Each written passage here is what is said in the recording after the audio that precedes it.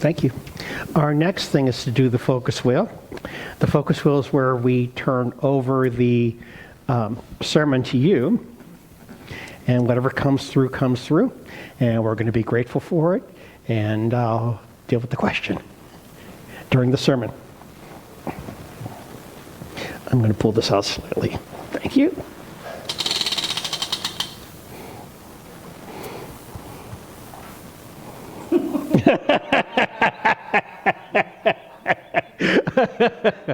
Oh, thanks, Reverend Rafe. The question is, how do you know when you have reached Jedi status? Okay.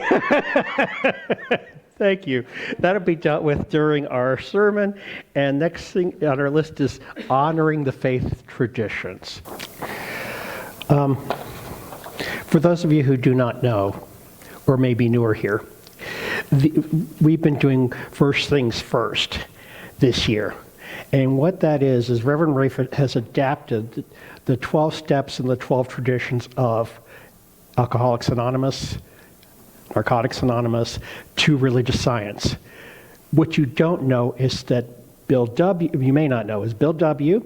and Ernest Holmes were contemporaries. And they actually talked and knew each other and worked together as Ernest was building up Science of Mind, and Bill W. was building the 12-step program. So there's a lot of commonalities with us, and sometimes divergences in the way that we live and the way we do things. Tradition 11, which I'm to speak about today, is about our public relations policy is based on attraction rather than promotion. We need always to maintain personal anonymity at the level of press, radio, and films. There are, in the 12 steps, 6 traditions that have an outside reach to that focus outside of the group itself, and this is just one of them. Tradition 11, and I'm just going to go over them just so people have a clue what they were, because we've done them throughout the year. I had just mentioned our public relations policy. Tradition 3, which is the only requirement for membership in any group, is a desire to stop drinking, stop using, stop whatever. Tradition 5 is each group has one primary purpose: to carry the message to the person who is suffering. Tradition 6 states that an AA group ought never endorse, finance, or lend the AA name to any related facility or outside enterprise, lest problems of money, property, and prestige divert us from our primary purpose. For us, our primary purpose is always loving and spiritual growth. Tradition 7 states every group ought to be fully self-supporting, declining outside contributions. We've talked about this before. This is about not being beholden to anybody. I personally don't want a stamp on my back that says I belong to Pennzoil, like they stamp race cars with who's supporting them financially. No, that's not going to work for me. And lastly, Tradition 10 states that we have no opinion on outside issues lest the church be drawn into controversy. That one sometimes is a little iffy because we do live in the world. We have times when we have to stand up for the truth, regardless what the truth is. What is public relations? First off, it's the professional management of a favorable public image for a company, organization, or a person. We as a church do not have a we might have a public relations department on the overall church, but individually, we do not have a public relations department. We are anonymous. Each and every single one of us is anonymous. You can, sure, if you so choose, but you don't have to, because the reality is we are all part and parcel of this one thing called God. Personal anonymity protects us and the community from an ego-driven publicity that can turn people away. Meaning, some people may not like the professional image. We as a community We as individuals do not promote the community. The community itself is the promotion. So let's just take a moment and look at what promote means versus attract. Promotion, as I understand it, is we go out there, we step out and say, I'm representing this community, this church, this is what we believe, and we try to teach the product. Usually it's a physical product or some service that we offer. Spiritual teaching is a little bit different. We are not the Girl Scouts. We don't stand out there and promote our cookies. You know, let's face it. We've all been there walking towards the grocery store and we see the Girl Scouts out there. They come at you. They look at you. They smile. Put out those big grins. They see me coming across the parking lot and going, would you like a cookie? Of course, my defense is always dropped. And I have a family member who sells Girl Scout cookies, so trust me, I have to be very mindful of that. So they go out and they promote their products, so they have fundraising for their group. That's not us. We don't have a physical product that we could go out and promote. Number two, we're not one of those churches that generally goes out and does the promotion. For example, I grew up in Ohio, and we had a church that moved in behind us and built a center or a hall. And every dang Saturday morning at 7 a.m., they knocked on our door. And they knocked, and they knocked, and they knocked. Even though we said we're not interested, they pushed us so far away from even considering the possibility because the promotion was so intense for their community that we would forget. Even though we said, we were Catholic at the time, we're not interested, they came every Saturday anyway, until one point when one guy stuck his foot in the door, and that it became a physical altercation, but I'm not going there. And then we have those churches that sometimes have celebrities that endorse them. For example, Scientology and Tom Cruise. He will go out and promote his religion. And, if you like Tom Cruise, great. If you don't like Tom Cruise, it presents a different image for our community. I'm not attracted to that. So how do we live in the world?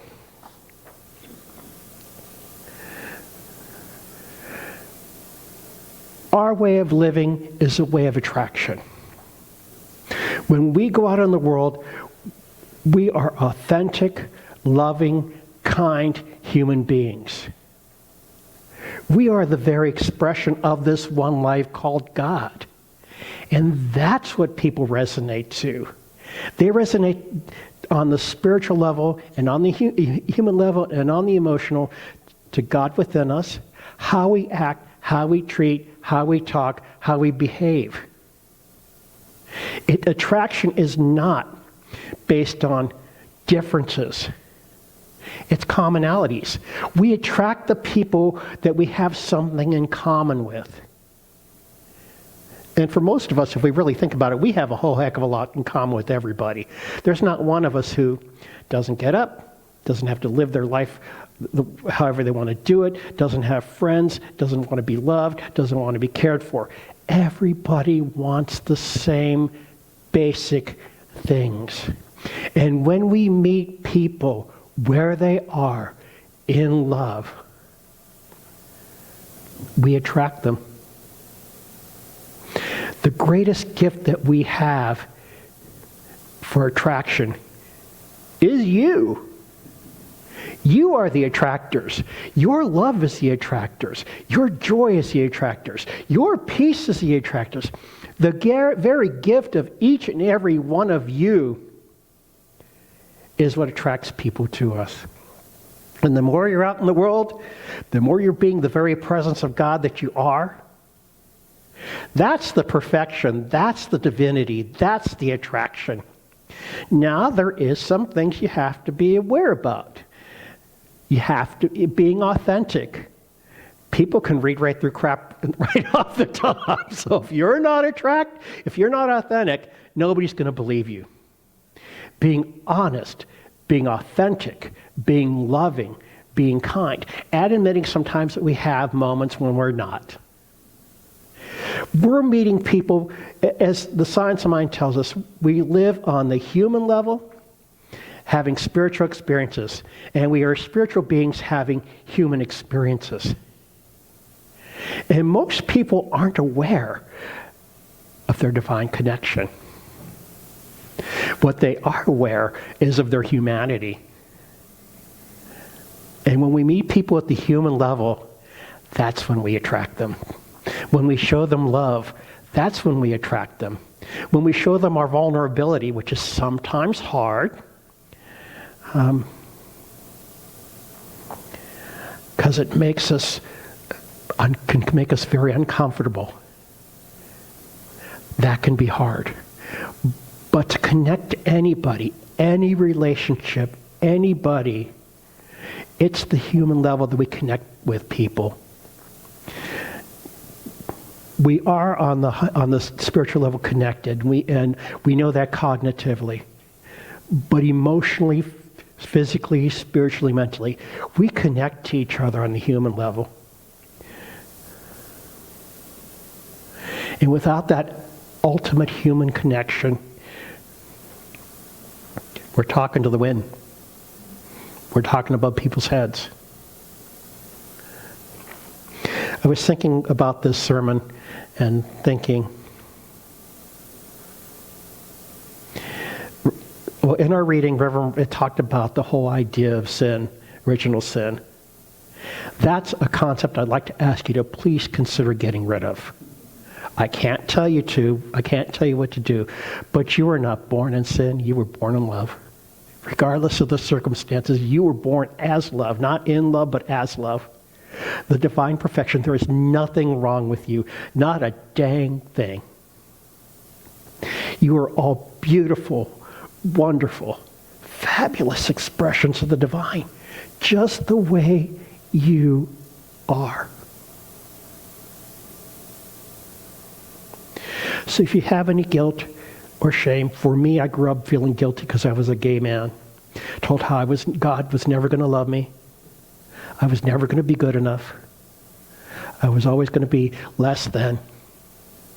That was a lie I was told. It wasn't the truth.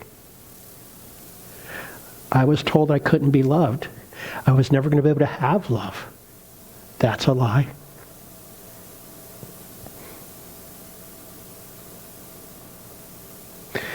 Reverend Rafe had shared about his experience today, about his thing with this transgender awareness.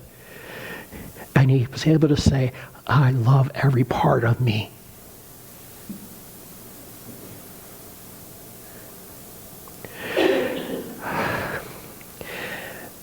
Being authentic in our world requires a certain level of humility.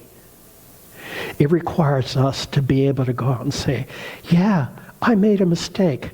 I didn't fit our cultural whatever, if you make a mistake and violate some cultural rule. I've done it. I am no better than any other human being in this room.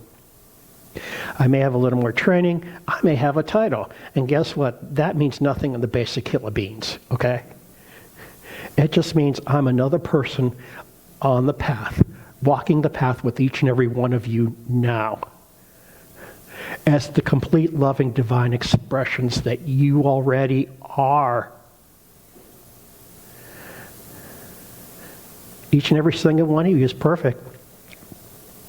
And if you don't like something about yourself, like me, I don't like my weight, I keep offering a liposuction transplant, but no one's taking advantage of it. So please, if you need 20 pounds, put up your hands and we'll have a conversation later. Please, I'd love to give you an extra 20 pounds.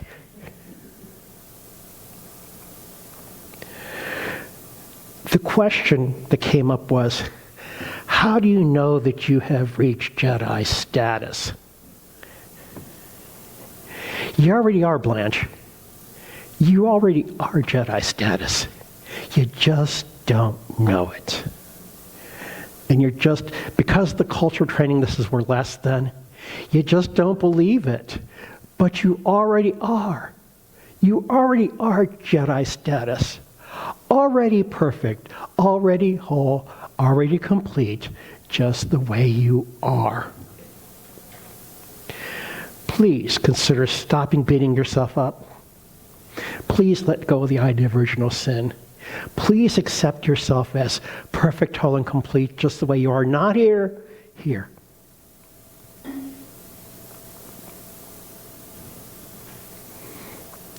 Take it from your head to your heart.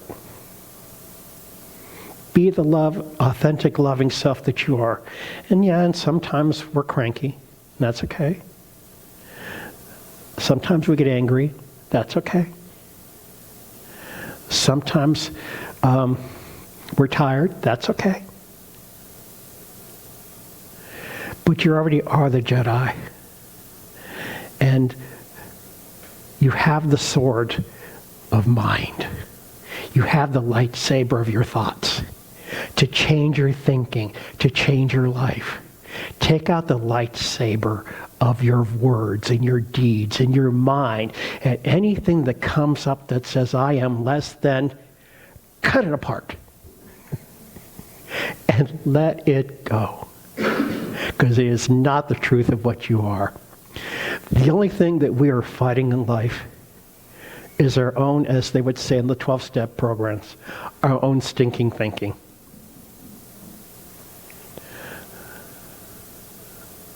Each and every one of you are perfect just the way you are. And if you need to know you're perfect, come to me. I'll give you a hug to let you know you're perfect. You're all perfect just the way you are. Loving, kind, gentle, wonderful, perfect, and perfected. So, O Jedi Masters, each and every one of you, beloved gods and goddesses, kings and queens of this fabulous universe called life. Know your truth. Love your truth. Love yourself. Really, love you. Just the way you are. As perfect or imperfect, whatever you think you are, that's okay. If you think you're imperfect, that's okay too. Love every part of you. Everything.